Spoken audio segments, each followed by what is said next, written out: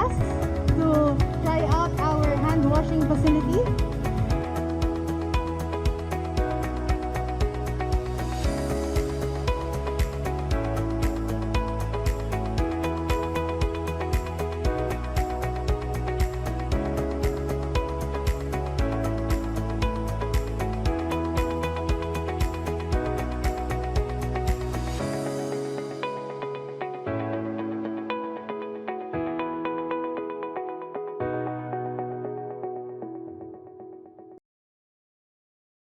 Good evening and welcome to another episode of Let's Talk. Tonight, we're very fortunate to have with us at the helm of the Metro Dumaguete Works, the Chief Operating Officer himself, Mr. David Perla. David, may gabi. Mayong gabi, Dok Dinno, and to all the viewers of this program. Yeah, this program goes to all throughout Negros Oriental and specifically Dumaguete.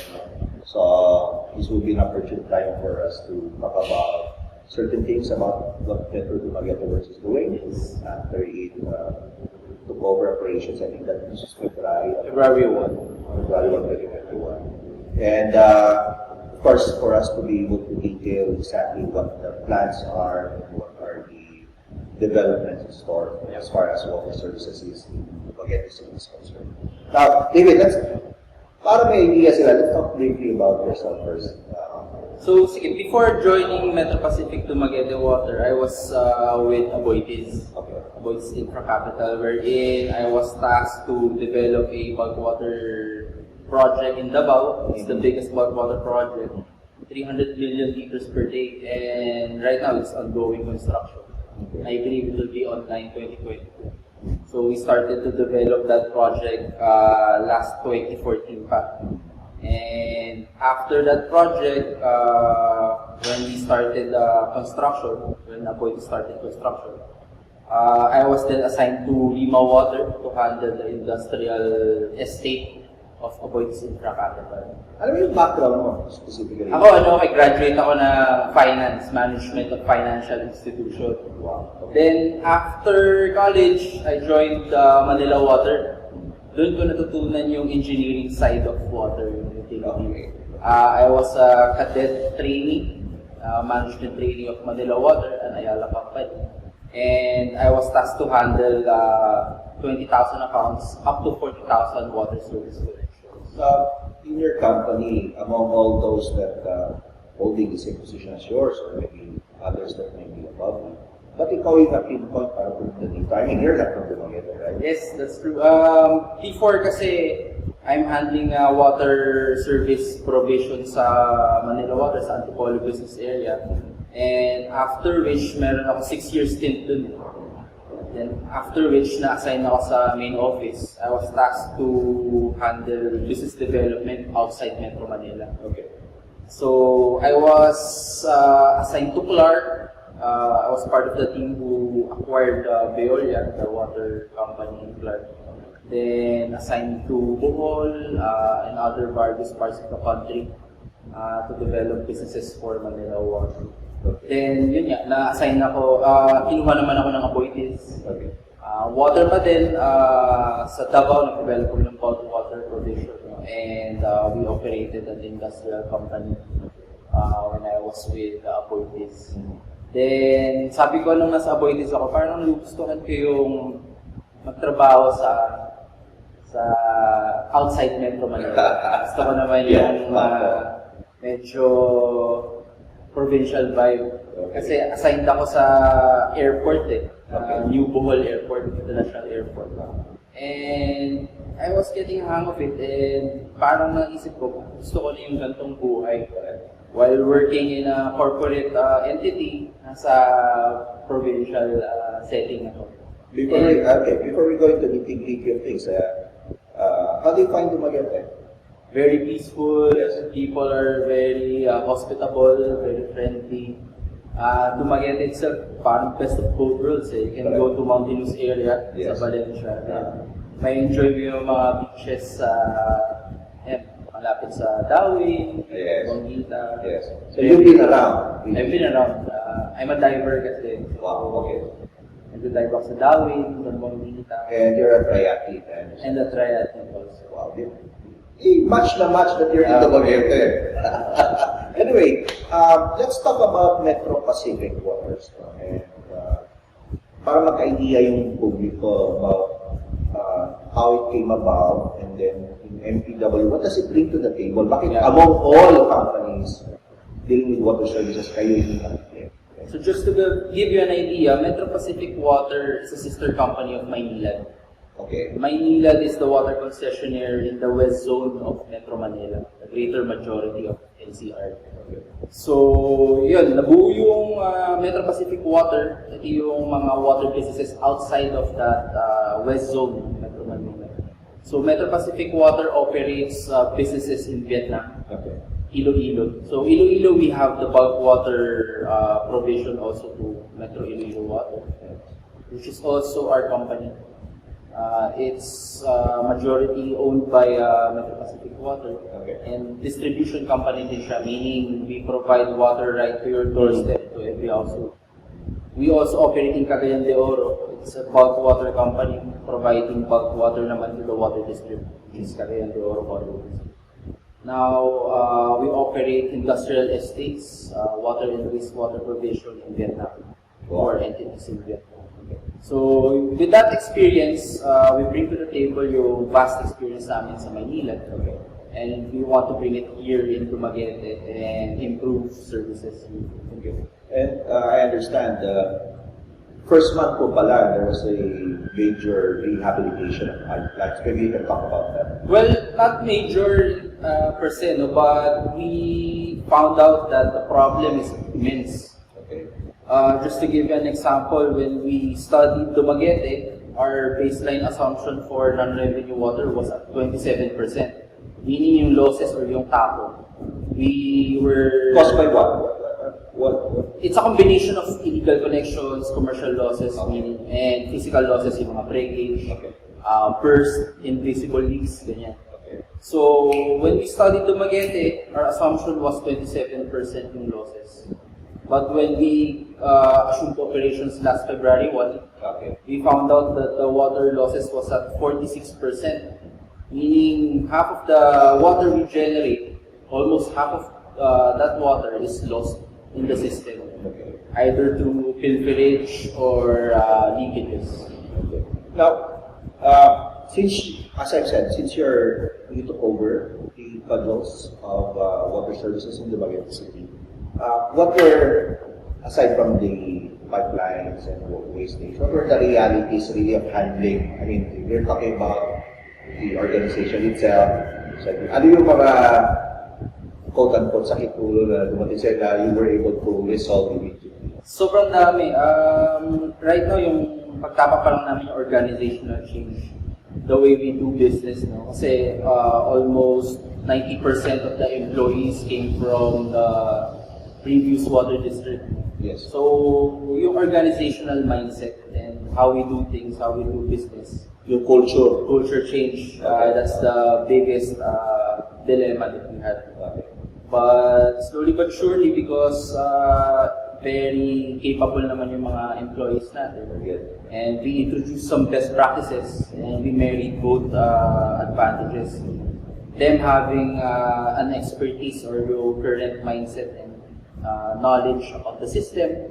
Now we bring in the best practices we learned from Metro Manila and other businesses. Para to dispel mga hataka, let's talk about of my son. No? Let's talk about how this joint venture came about between Metro Pacific Waters and Metro Dumaguete Waters. Paano nangyari? Okay, so kasi kami, Metro Pacific Water, we're in continuous search of projects. Now, we look at developed cities, water districts with problems, and we came about Dumaguete wherein we saw the DCWD mentioning that around 2018, year 2018, that they have problems with water provision, particularly water losses pa din, mga leaks natin, and expansion problems. Siguro yung technical and financial capability ng water district is somehow diminished, no? And because meron current limitations sa technical expertise and financial capability ng water district, they sought a partner. So, nabuo yung joint venture, it's an 80-20. So, the water district is still there. Partners namin sila, they are our regulators. So, in the contract, we committed to certain service improvement programs.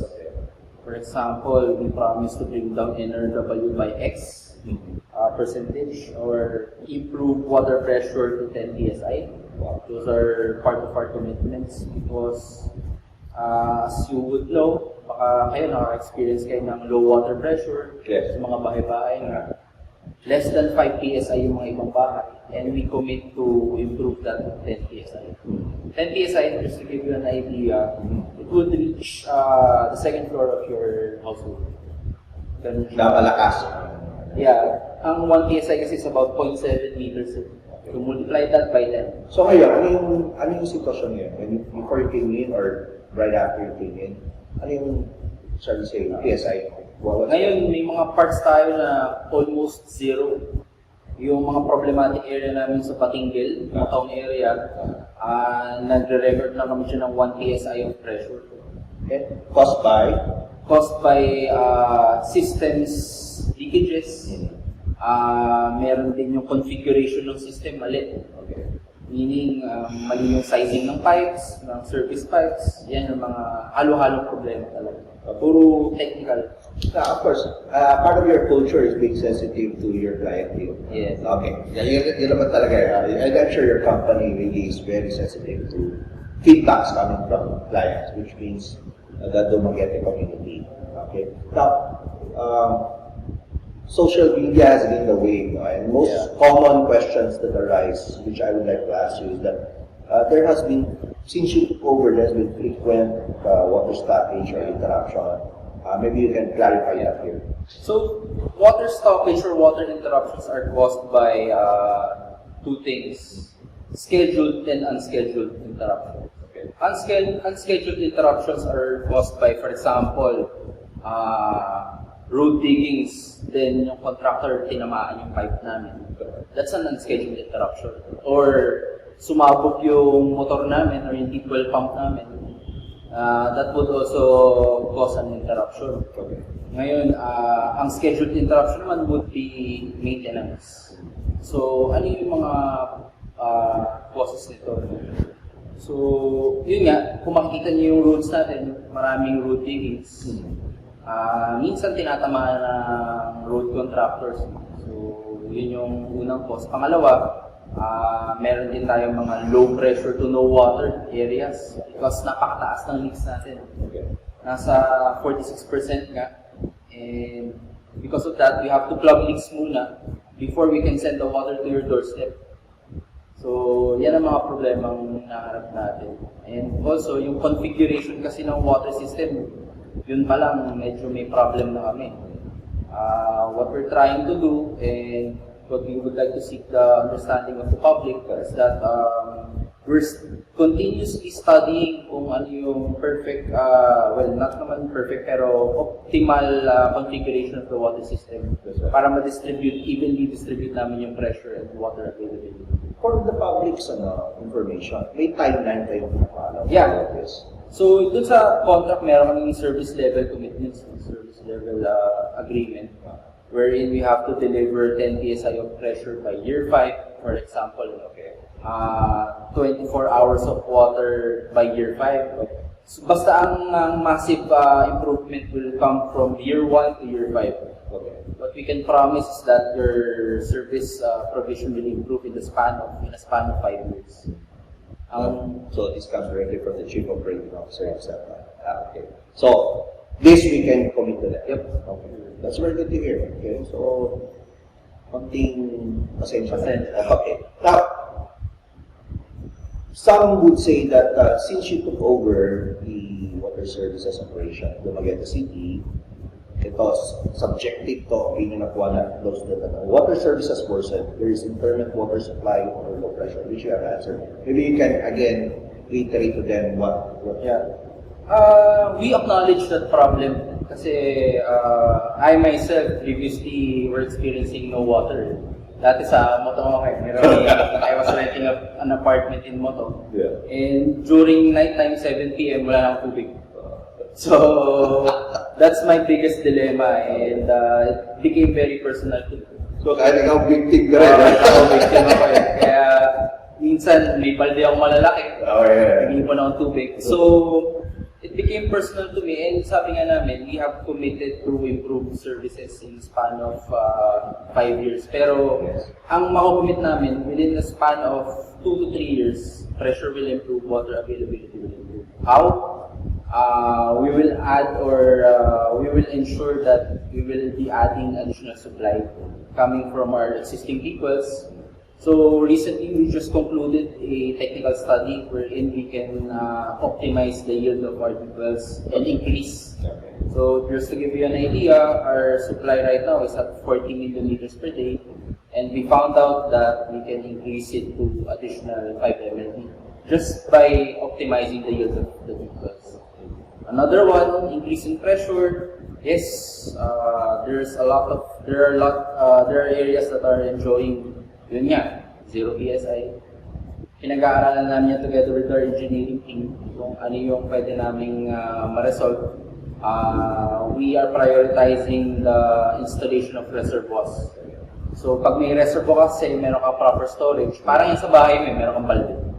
So paggabi, meron kang gagamitin. So yun yung pinaprioritize namin. So within the span of 2021-2022, we'll be adding reservoirs. Okay. So add supply, add reservoirs, imbaka ng tubig. Reduce non-revenue water. Those are our priority areas. Now, with all of these things going on, with MPW coming in and making all of this rehabilitation, fixing up, etc., there are fears na, of course, baka mag-increase naman ng payments at least sa water. Maybe you can lay these fears among our viewers. We will be investing, just to give you an idea, the Dok Dinno, we'll be investing 1.6 billion pesos. Wow. So, syempre, ang kakibat nun is a tariff increase, but not immediately. It will be spread during the 25-year period. So, spread naman yan. And right now, wala kaming nakita pang imminent tariff increase because we haven't implemented huge capex investments yet. Okay.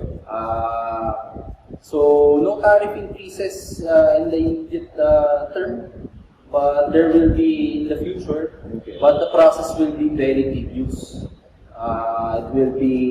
We will conduct a public consultation. Correct. Then we will submit our proposal to DCWD, our regulator, for Dumaguete City Water District. So Dumaguete City Water District will then submit it to the regulators, water regulators, which is LUA, Local Water Utilities Administration. LUA will conduct a series of hearings and technical assessment, financial assessment. And ang pinaka-barometer ng LUA is the affordability. So, meron silang metric na, for example, 5% of your take-home pay should be allotted to utilities. So, yun yung kukumputin nila. Anyways, in quality service, people expect quality service, efficient, effective service, it comes with a price. Yeah, that's right. But definitely not naman significant increase in makikita namin yung sa capex investment and titignan din namin yung growth projections namin on how much we can increase the tariff. Okay. Of course, meron tayong metric na affordability pa rin. Okay. And LUA will check kung ano yung average take-home pay ng residents ng Dumaguete. Precisely, yeah. That's good to hear. So, yun talaga yung pinaka-metric nila. Kakayanin ba namin? Correct. Because you cannot charge the same as what you charge Manila. Yes. Kasi you have to also yung economic status of anyway, that's very good for you. Now, aside from all of these things, what are MPW's plans for the Dumaguete City? Now, service improvement programs yung utmost priority. Yun nga, water pressure, water availability, sana maging 24 hours in the next 2 years. Okay. Improve customer service. For example, you don't have to line up to our office just to pay your water bills. Now, we opened up about more than 100 payment channels through banks, GCash, online na kami. Pwede ka ng online payment, yun yung pinaka-convenient na way. And we are actually advocating na people will pay through GCash Correct. or Paymaya. Parang hindi na pumila. Parang hindi na pumila because COVID din. Pandemic. Pandemic, we are avoiding the spread. Correct. And enhanced customer service. Pag nag-complain ka sa Facebook account namin, tumawag ka sa cellphone namin, we will definitely reply. And of course, we have standards to resolve those issues in 5 days, for example. Yun yung makulit na sa amin. Yung Metro Dumaguete Waters, in terms of its human resource sa personnel, how big is it? 250, we have 250 employees. Right now, our repairs, maintenance, operations are done in-house. But of course, we hope to optimize through automation. Yung mga depots natin gusto namin automated na siya. Meaning, hindi na kailangan puntahan ng mga operator doon para i-on, para tingnan, monitor kung tama ba yung chlorine level. So, our company will introduce automation also. Automated na siya sa office. Yung mga day-to-day grinds ninyo, work and all, what innovations have you done considering the pandemic? Yeah, number one namin na we can boast on is the online capability. Yeah. Kasi nga before, pipila yung tao Yes. just to pay their bills. And yung legal team namin together with the finance team namin opened up more than 100 payment channels. Another one is mapping. We're introducing technologies na. We want to set perfect mapping or monitoring points for pressure, Okay. water availability. Okay. So, alam namin kung ano yung pressure, for example, dyan sa harap. Ano yung pressure sa motong, ano yung pressure sa kantini. Okay. Yun ang mga innovation na introduce namin. Okay. Sa work hours ninyo, like say for example, for your personnel, did you adopt a skeletal force as well? Or? Before when Negros Oriental implemented yung MEC2, skeleton workforce kami. Okay. So, although ang operations namin is 100%, yung mga repairs, since off-site naman siya, 100% pa rin yun. Pero yung office staff namin, nasa 30% capacity na kami. And kaya naman kasi we have technology, especially mga office tasks. It can be done through work from home arrangement. How's your Cebuana now? Gamay lang. So yeah, I'm still learning. How long have you been here? Since February 1. Okay. Ang Sigurado ka na. ang natutunan ko yung pagkain talaga. That's right. Diba? Pagkain talaga. Yun ang nagugustuhan. Anyways, David, this is our Chief Operating Officer of Metro Dumaguete Waters, and we had a very lively discussion. And I'm sure most of you would be informed already, and all those misinformation that you've been reading about on social media will be allayed because of the statements made and our discussion made by the Chief Operating Officer, NDWC, David Verban. David, your final thoughts and message to our viewers? Yeah, our message lang to all the customers and residents of Dumaguete.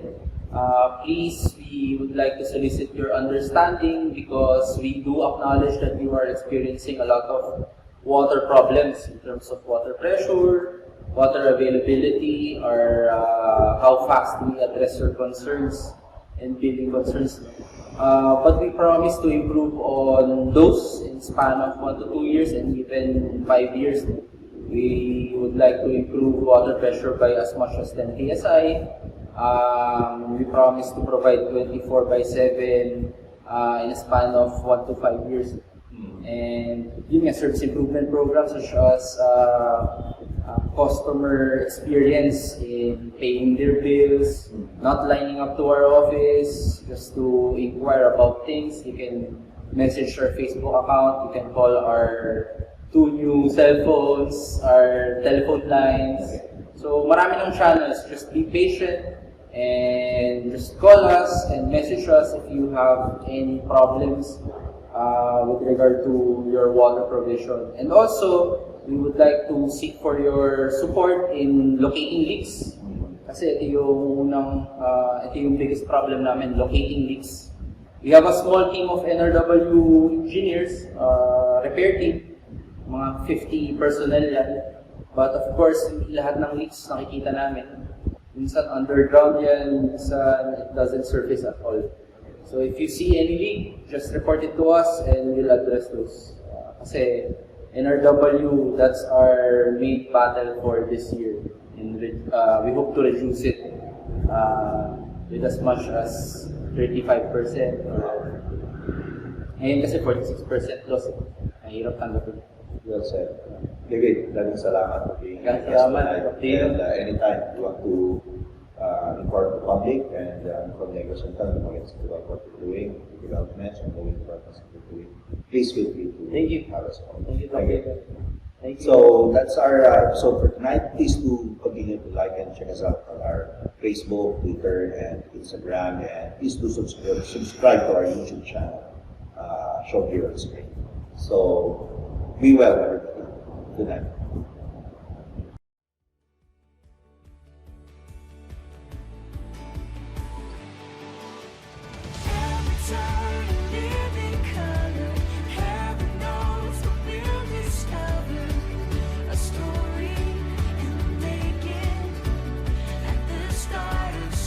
Good morning everyone, and thank you for waking up early just to support our cause. No? What we're doing right now in tree planting is for our future generation, sabi nga ni Kagawad. No? Let's do our part, let's reduce water losses, and again, good morning, and mag-enjoy po tayong lahat this morning.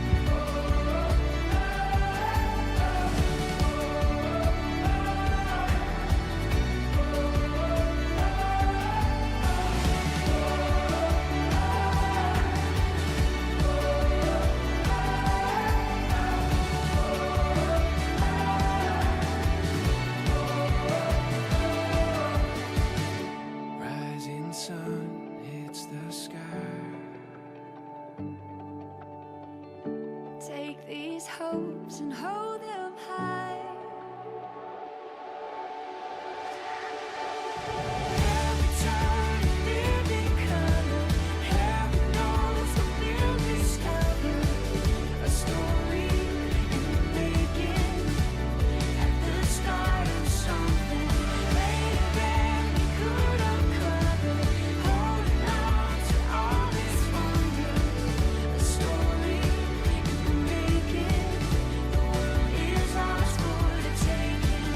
A story in the making. The world is ours for the taking.